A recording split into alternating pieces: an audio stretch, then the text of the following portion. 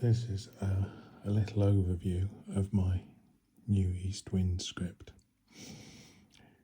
Eastwind is it's not intended to be a general purpose instrument. It's a very specific set of ideas. It's got quite a limited control set. It's designed to be played entirely from the grid. There's no MIDI support or anything like that. You'll see why in a minute. It doesn't use traditional tuning. It's very much what it is. So the basic idea is you've got notes from top to bottom, and these are the notes of the one chord of E flat minor, sorry, and I can't remember all the notes because I worked them all out to tune it. So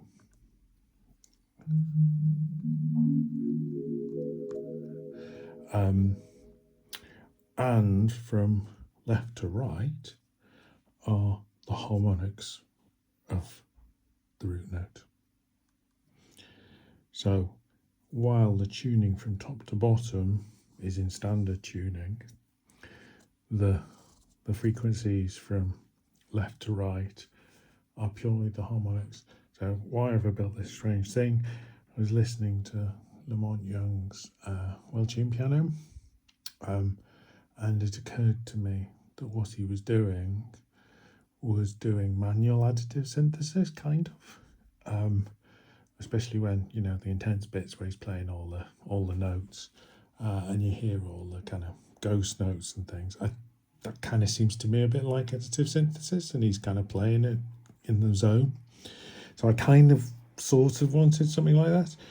I've also been thinking a lot about musical gestures, and I wanted something where they got me out of my comfort zone, really, and you're just playing gestures and shapes and things like that. Again, something the grid's really ideal for. So basically, you've got this. Now, the other thing I added to it is a resonator. So here the resonator decay is set very low. The resonator is some subset of these notes. So if I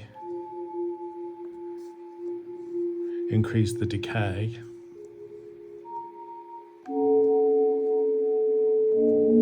it rings out. So you've got quite, I kind of was intending this for more kind of ambient-y stuff.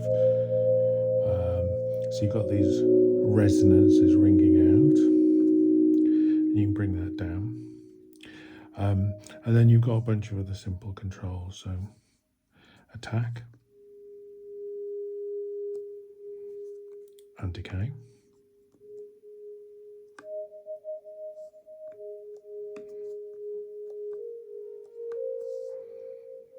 This, which gives you a triangle kind of near the middle, and a square wavy thing with more harmonics, and then a simple filter.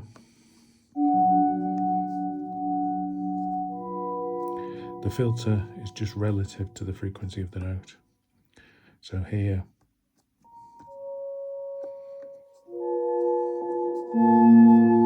and a resonance.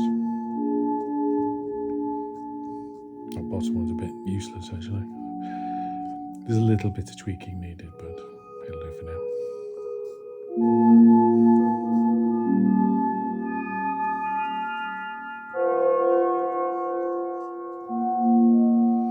And then the last thing is there are two loopers. So this is a looper and this is a looper. So this is just to go through the other ones. This is attack, decay, sound control from sine to the pulse thing via triangle, resonance decay, filter relative to the frequency of the note, and a resonance control. Right, the way the looper works is you press it once to start recording,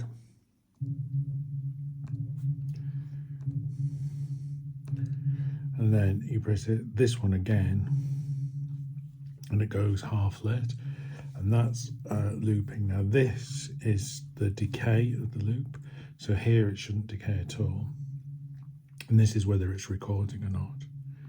So if it's like that, it's just playing the loop.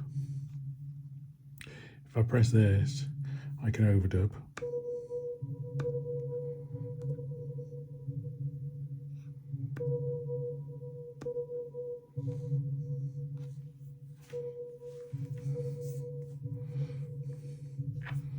And of course I've got two of them, so I can put more in.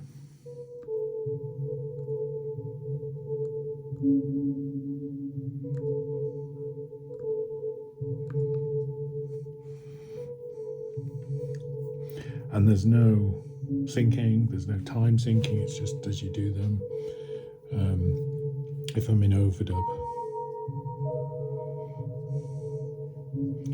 it'll let me just add notes, but the ones in the background are decaying, and I can make them decay more. And the loopers are before the resonator, so I can resonate. Even this looper, is the resonance isn't recorded in, it's playing into the resonator.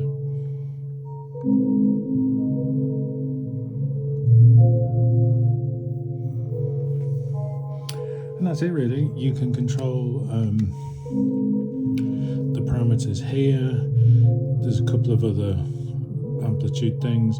You'll notice that you can get a bit finer control, and so when you see this, it's because you set it here. That means it's halfway between those two settings. Whereas these are, think of these as just preset fixed values. Again, it's designed to be played from the grid, just very immediate. You can't get at all the settings. It's just, it is what it is. So there you go. Oh, and the loopers, if you do this, turn them off, that resets them and they're gone. You can't get them back. You need to record a new one.